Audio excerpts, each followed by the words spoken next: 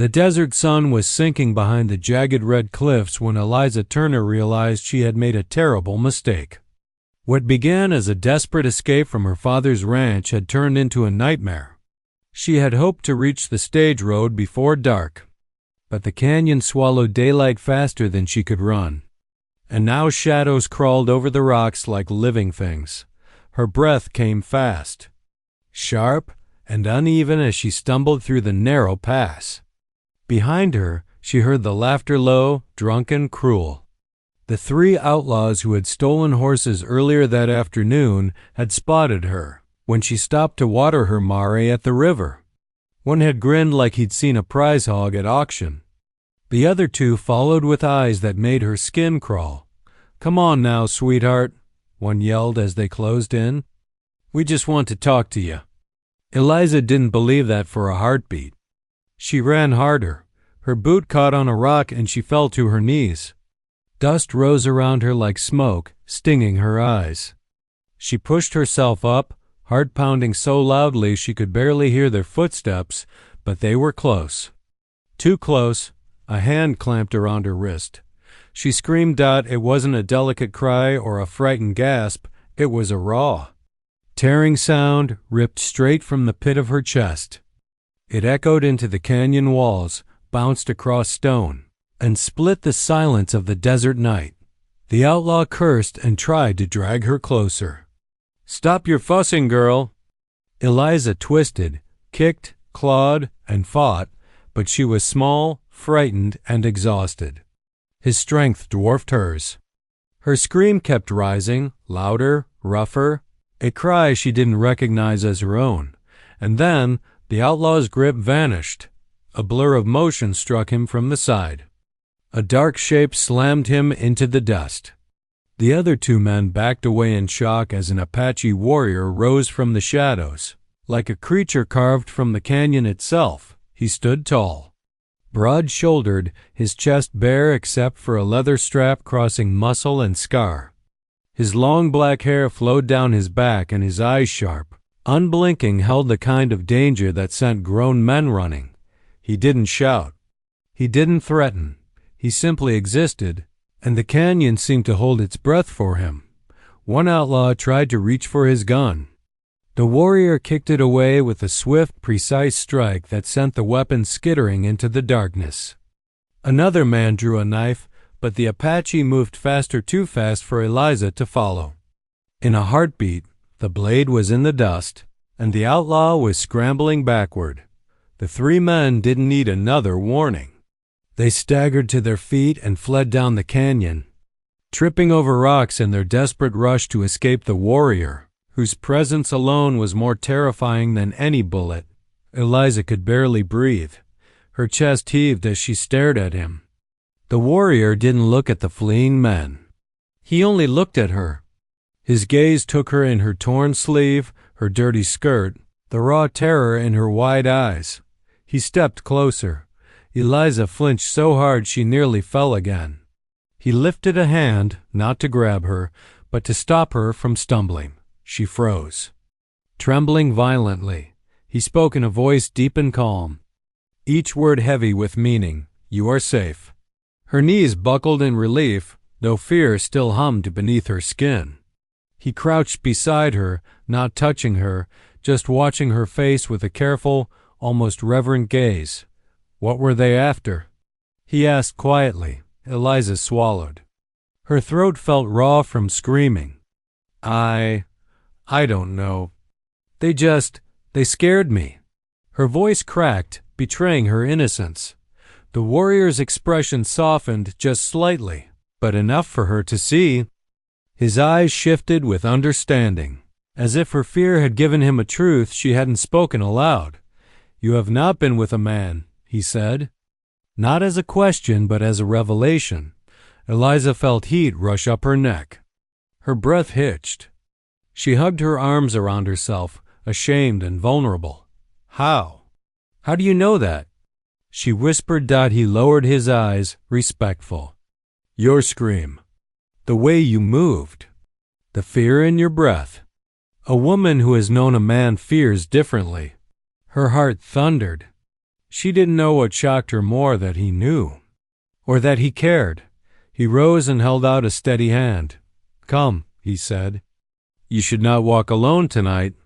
And though she barely knew him, though she trembled from head to toe, she placed her hand in his. For the first time since running away, she felt the smallest flicker of safety in the Wild West darkness. Kohana, she learned his name only after several minutes of silent walking, guided Eliza through the canyon with a steady, protective pace.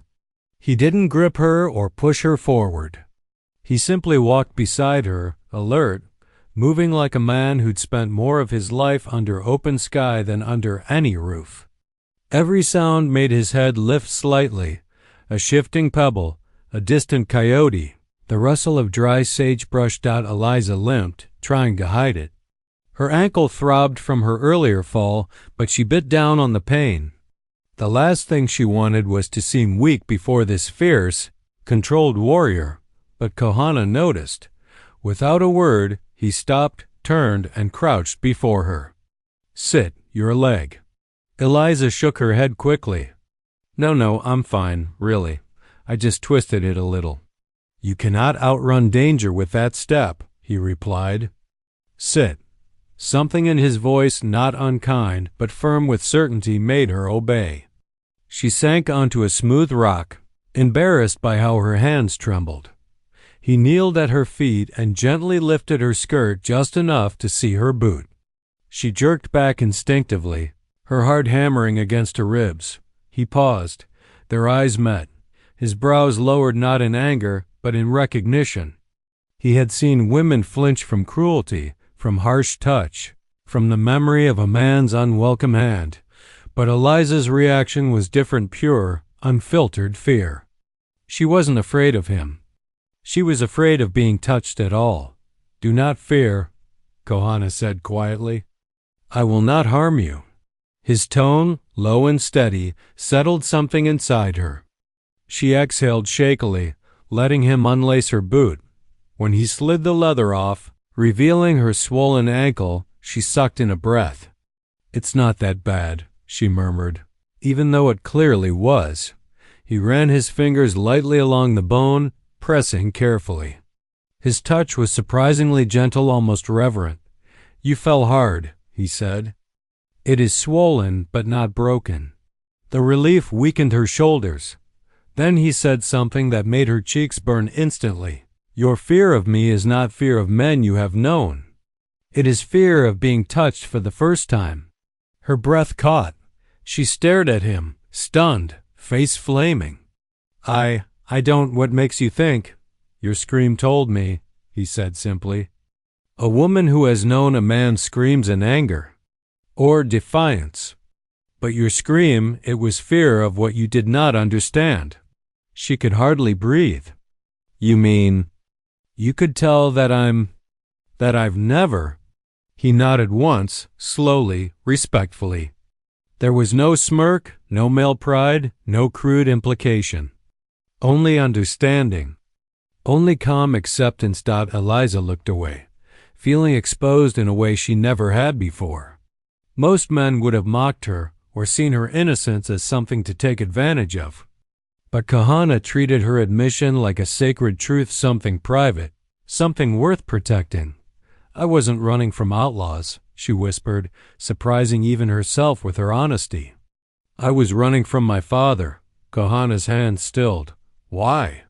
"He's trying to marry me to a man twice my age." Her voice cracked again. "A man who doesn't care about me. A man who wants the land. Not a wife." Kohana's eyes darkened. Not with outrage, but with a deep, controlled anger she sensed he rarely let loose. "You ran for your freedom." She nodded. "Then you are braver than you think." He wrapped her ankle with a strip of leather from a pouch at his belt. "And you deserve protection, not fear." The words hit her harder than she expected. No one had ever said she deserved anything, not safety, not choice, certainly not protection. Once he secured the wrap, he rose and extended his hand. "Can you stand?" She took his hand reluctantly, but as soon as their palms touched, Something electric shot up her arm, a heat she didn't understand. He steadied her gently. She found herself close enough to smell the scent of sun-warmed leather and cedar on his skin. Kohana. She breathed, unsure why she said his name, only knowing she liked how it felt in her mouth. His eyes softened at the sound of it. "You will walk beside me tonight," he said, "and no man will touch you without your permission." Her throat tightened. No man had ever spoken of her choices as if they mattered. Kohana lifted her onto a narrow ledge path, staying close enough to catch her if she stumbled. She felt protected, not owned, not claimed, simply safe. For the first time since she fled her father's ranch and everything she knew, Eliza Turner felt like she was no longer running alone.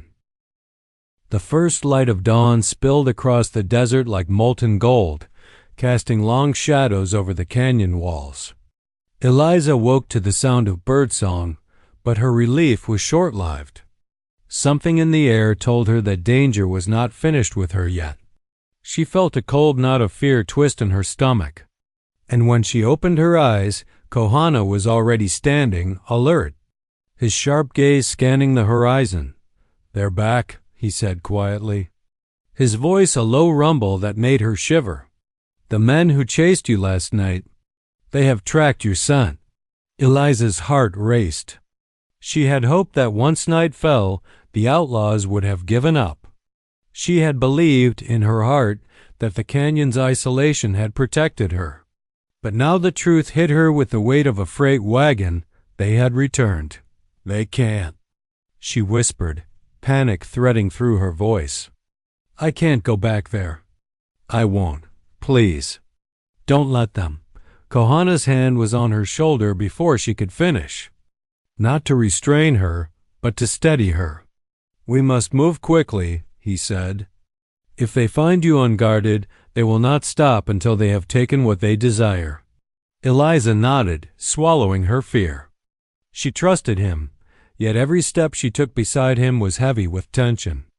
Kohana lifted her onto his horse first, and she clutched him as if letting go would send her tumbling into the hands of her pursuers. The desert air was crisp and smelled of sage and dust. The wind tugged at her hair, and her pulse thumped in her ears, matching the pounding of the horse's hooves on the rocky trail. Kohana rode with a fluid, practiced grace. Each motion was precise, every glance calculated. Eliza could feel the strength in his arms, the certainty in his movements. For a moment, she allowed herself to relax slightly, but then she caught sight of the tracks behind them, deep hoof prints and scuffed earth marking the passage of the outlaws. They were close, and Kohana's jaw tightened at the sight. "They are persistent," he said, eyes narrowing, "and dangerous. But we will reach safety." "Where?" Eliza asked, voice trembling. "Where is safe for me?" Kohana hesitated only a fraction before speaking. "With my people. In the village. There you will be protected, and no man will dare harm you while you are under my care." Eliza's heart sank a little. She had no idea what his people would think of her, an outsider, a runaway, a white woman in the desert, but the alternative, being caught by her father's men or the outlaws, was far worse. She swallowed her fear and nodded. "I trust you," she said softly, almost unwilling to admit it even to herself. The ride was grueling. The canyon narrowed, the terrain rough, and the rising sun burned her eyes. Kohana guided her carefully through rocky paths and shallow washes, avoiding the main trails where the outlaws might have followed. All the while, Eliza clung to him, grateful for his vigilance.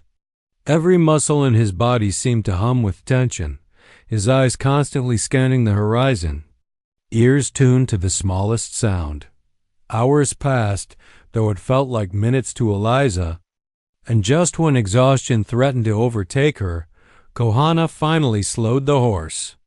In the distance, beyond a gentle rise, she saw the tops of Tippis and smoke curling into the sky. His people's village. A wave of relief crashed through her so powerfully that she almost cried aloud. "We're close," Kohana said, his voice calm but firm. "But stay alert. Do not let your guard down until we are inside the village." Eliza nodded, gripping his arm tightly as he guided the horse along the last stretch of trail. The closer they drew, the more her nerves eased. She could feel the protective presence of the warrior beside her, and though she was still terrified, she realized something she hadn't expected. She felt. Safe at the edge of the village, Kohana dismounted first, extending his hand to help her down. She took it without hesitation, her legs shaking but her trust in him absolute. Together, they stepped onto the soft dirt path of the village. She glanced around, seeing curious eyes from behind Tippis and the flicker of morning activity beginning in the camp. And though the outlaws could still be behind them, she knew finally that in this place, under his watchful eye, she had a chance at sanctuary. Eliza followed Kohana into the village, her heart hammering with a mix of relief, fear, and curiosity. The Apache settlement was alive with early morning activity. Women moved gracefully between Tippis, carrying bundles of firewood and water, their children trailing behind, laughing and shrieking. Men were already preparing for the day, sharpening weapons, tending horses, and checking traps along the edge of the camp. The scent of burning sage mixed with smoke from cooking fires, and the warm light of sunrise painted the landscape gold. Despite the calmness of daily life, every eye in the village seemed to notice her immediately. Eliza felt herself stiffen, conscious of her pale skin, fine dress torn and dust-streaked, and the undeniable air of vulnerability she carried with her. She was an outsider, a stranger from a world that seemed both impossibly distant and threateningly close. Kohana led her to the lodge of his sister, a kind-eyed woman named Ayoka, whose hands were skilled in the ways of medicine and care. "You will stay here," Kohana said, his tone firm but gentle. "No one will harm you. Not while I am here." Ayoka's eyes softened when she saw Eliza. "Come in, child," she said warmly, gesturing toward the inside of the lodge. "You are safe now. Drink this tea and rest. You have traveled far." Eliza sank onto a woven mat, her body trembling from exhaustion and the adrenaline that still coursed through her veins. Kohana knelt nearby, silently attentive, as though her presence demanded a guard that neither distance nor explanation could replace. Even within the safety of the lodge, Eliza felt the subtle weight of the camp's curiosity. From behind the thin walls of the structure, she could hear soft whispers, women's voices, low and measured, carrying the unmistakable tone of speculation. "The girl. She is white," one voice murmured. "Look at her hands." "Delicate, untouched by hard work," another replied. "She has never known a man," said a third, almost reverently. Kohana's eyes, he would never allow harm to come to her. Eliza froze at the last words. Her pulse quickened. They could see it? They could sense it? Kohana's gaze flicked toward the walls as though reading the whispers, though he did not speak. "She is innocent," Ayoka said quietly, almost to herself, placing a comforting hand over Eliza's. "And that innocence is why Kohana is protective. Do not fear. You are safe here." Eliza's eyes filled with tears she hadn't realized were coming. Never before had a man or a group of people treated her with such respect, such reverence for her own choices and body. She felt the weight of her life outside these walls, the fear, the confinement, the harsh control of her father's household, and she realized, perhaps for the first time, that she had been living in a world that demanded she surrender herself to men who cared little for her will. Kohana's hand brushed hers lightly. "Rest," he said simply. "You are safe. Nothing will touch you here." She nodded, swallowing hard. His presence was a shield she could feel against the world. And though she didn't yet understand the depth of it, She sensed that it went beyond protection. It was respect, admiration, and something more potent. Something unspoken yet deeply stirring. That afternoon, as Eliza wandered the camp under Kahana's watchful eye, she noticed the way the villagers treated him. Their respect bordered on reverence. Even the children hesitated when they spoke to him, their wide eyes tracing the lines of his body, sensing the strength that had saved her life. And though she was still unsure of her place in this world, she felt the beginnings of belonging and unfamiliar warmth that whispered she might not just survive here. She might thrive. By the time the sun dipped low behind the western cliffs, Eliza realized she had not screamed once since entering the village. Not because she wasn't afraid, the memory of the outlaws was still sharp, but because she understood something fundamental. In this place, under the watch of Kahana, she was no longer alone, no longer a prey to the fears and cruelties of the outside world. She was seen. She was valued. And for the first time, she dared to imagine a life where she could make choices for herself, where her body, her mind, and her heart were hers alone. And though whispers continued, she no longer felt shame. She only felt a quiet, fragile hope. The next morning, the desert air was crisp and clean, carrying the scent of sage and warm earth. Kahana led Eliza to a small river that ran at the edge of the village, its water sparkling under the early sun. The gentle murmur of the current provided a quiet rhythm to the morning, soothing the tension that had coiled in Eliza's chest for so long. She knelt by the riverbank, dipping her hands into the cool, flowing water, and watched as small fish darted beneath the surface. Kahana stood nearby, silent but observant, his presence grounding her in a way she had not experienced before. After a long moment, she spoke, her voice barely above a whisper. "Kahana, why does it matter to you? My innocence?" He turned to her slowly, his dark eyes steady and unreadable. "It matters because I have known what it is to lose someone I loved," he said quietly. "I promised myself that I would never take another woman who did not come willingly, who did not choose her path. You have come to me by fate, not by force." Eliza blinked, startled by the intensity of his gaze. Her throat went dry and her pulse raced. By fate?" she repeated, unsure if she understood. "Yes," he said, stepping closer, the sunlight glinting off the edges of his hair. "You screamed last night, and the canyon carried that sound to me. It was not just a cry of fear. It was a call, a signal that you needed someone to protect you. And I was the one who heard." Her heart thumped wildly. The thought that he had been listening for her in a way filled her with awe and a strange, uncomfortable warmth. She looked down at her hands, fidgeting nervously in the river's water. "I never expected anyone to care like that.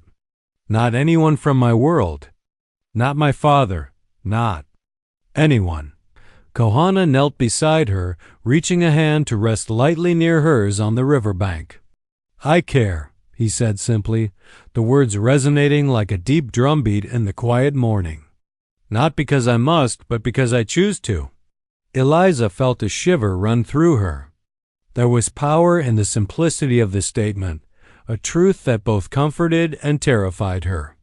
I don't know if I've ever had a choice before," she admitted softly. "I've been told what to do my whole life. Who to marry. Where to live.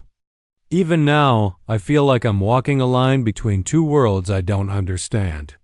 Kahana's hand moved slightly, brushing the back of hers, careful and tentative.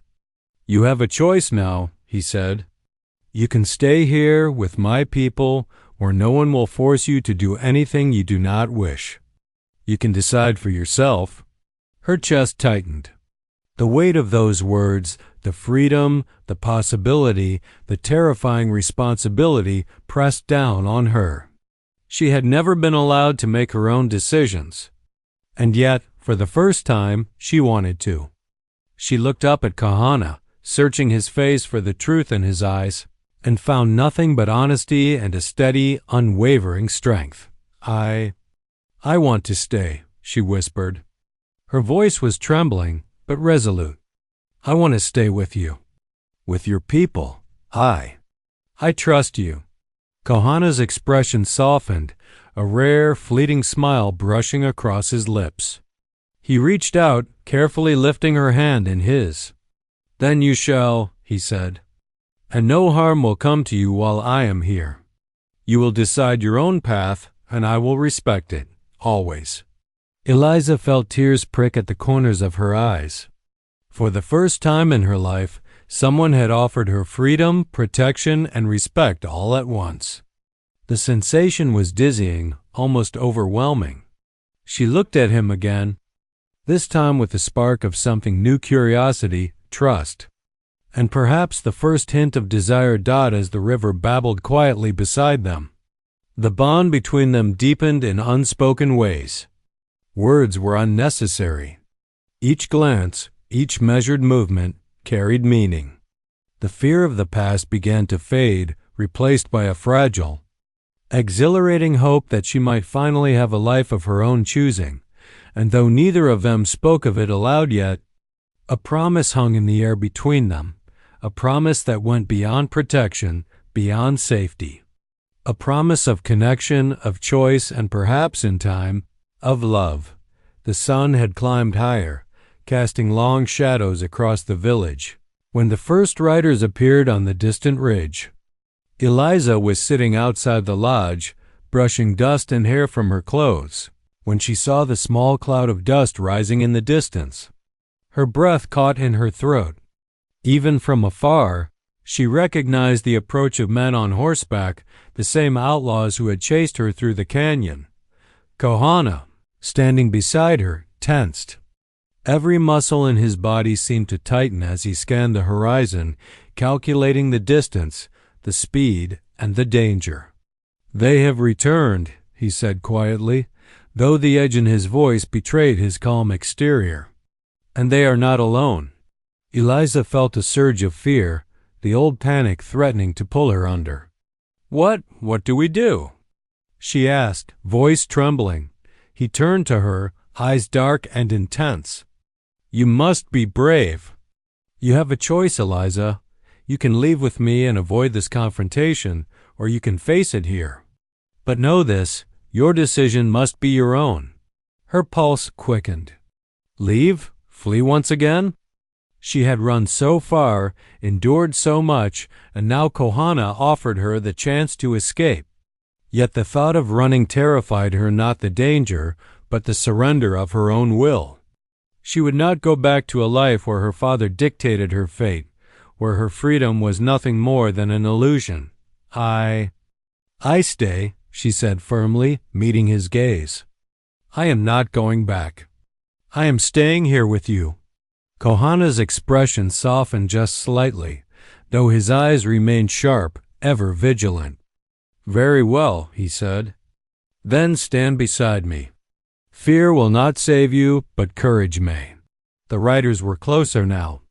Eliza could see the glint of steel from their pistols, the rough lines of hardened men who had spent their lives taking what they wanted. Behind them, the dust swirled, carrying the faint smell of sweat leather and gunpowder. As the outlaws entered the clearing, the villagers came forward, a silent line of men and women standing shoulder to shoulder. Their expressions were resolute. Kohana stepped forward, placing himself at the center, and for the first time, Eliza truly saw the power and authority he wielded among his people. "You will go no further," he called out, voice carrying over the open space. "Leave the girl. You have no claim here." The leader of the outlaws sneered. "Claim? She's your problem now, Apache. We want what's ours, and we'll take it if we must." Kohana's hand rested lightly on the hilt of his knife, though it was clear he could handle far more than a single weapon. His calmness, his presence, radiated authority. "Then you will meet my people, and you will find that you are outnumbered, outmatched, and unwelcome. Eliza's heart pounded. The fight was coming, but something had changed in her. She no longer felt like a helpless girl running through the desert. She felt a fierce, protective strength rising from somewhere deep within. She had chosen her path, and now she would face the consequences with Kohana by her side. As the riders hesitated, assessing the unity of the Apache camp, Eliza stepped forward. Her voice, clear and unwavering, carried across the clearing.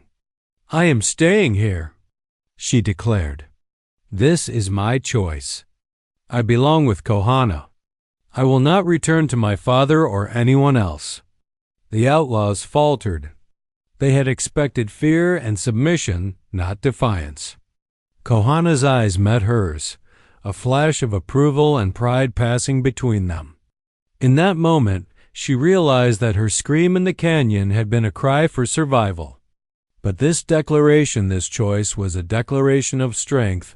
The tension stretched, each side waiting for the other to make a move. But the outlaws, intimidated by Kohana's presence and the readiness of the village, finally exchanged curses and retreated, disappearing back toward the horizon. Eliza's knees weakened, and she sank to the ground, trembling not from fear, but from the realization that she had faced her past and refused to surrender. Kohana knelt beside her, lifting her chin gently. "You were brave," he said quietly. "You chose your life, and you honored it." Tears filled her eyes, but they were no longer tears of fear. They were tears of relief, of pride, and the dawning understanding that she had finally taken control of her destiny. For the first time in her life, she had chosen her own path, and it had led her to safety, to respect, and to the man who had been there for her from the very beginning. The sun was dipping low behind the western cliffs, painting the village in gold and amber hues. The outlaws had retreated, and a fragile calm settled over the Apache settlement. Eliza sat quietly on a bench outside the lodge, still trembling from the morning's confrontation, yet the fear that had haunted her for so long was finally fading. For the first time in her life, she felt a sense of belonging.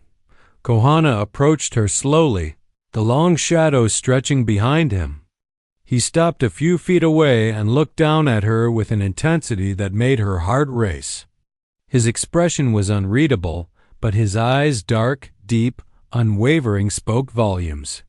He had saved her life, protected her honor, and now stood beside her as both guardian and companion.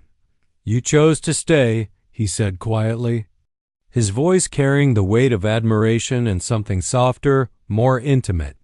"You could have fled. You could have returned to a life that demanded you surrender yourself. But you stayed. You chose your own path." Eliza lifted her eyes to meet his, her throat tight. I couldn't leave. Not after everything you've done. Not after you protected me when no one else would." Kohana knelt beside her, his gaze never wavering. The desert breeze teased the strands of her hair, and she shivered, though not from cold. She felt the pull of him, the silent, unspoken connection that had grown between them over days of fear, trust, and quiet companionship. "Your life is yours," he said softly, "and I will never take that from you, but—" He paused, letting the words hang in the air. "I would be honored if you allowed me to stay by your side. Not as a master, not as a captor, but as a companion, a protector, and perhaps more." Eliza's heart pounded in her chest. She had never heard words like these before, spoken with such respect and sincerity. Tears welled in her eyes, not from fear but from a deep, overwhelming sense of gratitude and longing. She reached out, her hand trembling, and touched his arm lightly. "I want that," she whispered. "I want to choose you, just as you chose to protect me." Kohana's expression softened, and a rare, fleeting smile curved his lips. He leaned closer, careful, deliberate, giving her every chance to step back. But she did not. Instead, she tilted her face up toward his. her eyes closing as the sun bathed them in golden light. The moment stretched, suspended between fear and desire, between past trauma and the fragile hope of something new. And then, with a tenderness that belied the strength in his body, Kohana brushed his lips against hers. The kiss was gentle, reverent, and electrifying, carrying the promise of safety, respect, and something deeper that neither words nor time could yet define. Eliza's breath caught. She wrapped her arms around him, leaning into the warmth of his body, finally feeling a sense of closeness she had never known. The kiss deepened, but never rushed, every motion deliberate, every touch full of meaning. In that embrace, she felt her past fears melt away, replaced by the warmth of trust and the thrill of newfound love. When they finally pulled back, both were breathless, but their eyes remained locked. Kohana rested his forehead against hers for a moment, and she rested her hand over his heart, feeling its steady, reassuring beat. "You are safe," he said softly, almost a promise. "And you will always be. I will never let anyone take that from you."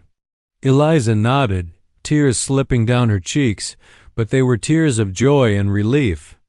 For the first time, she realized that she had not only survived the desert, the outlaws, and her father's control, but she had also found someone who saw her as more than a helpless girl. Kohana saw her strength, her courage, and her right to choose her own destiny. That evening, as the village settled into the quiet rhythm of night, Eliza stood beside Kohana, watching the sky turn from gold to deep indigo. She felt a deep sense of belonging, a feeling that she was finally home, not just in this place, but in her own life, and perhaps in the arms of the man who had saved her from fear, danger, and the shadow of a life she never wanted. And though the stars emerged one by one above the desert horizon, Eliza knew that the real journey had just begun, one of freedom, love, and choice. Guided by the warrior who had listened to her scream and had come when she needed him most, in the quiet of the Apache village. With Kohana at her side, she allowed herself to hope. Not a timid hope, but a bold one. A hope that she could finally live for herself and love freely, without fear. And in that moment, with the desert wind whispering around them, Eliza Turner closed her eyes, pressed close to Kohana, and felt, at last, the extraordinary power of being seen, chosen, and cherished.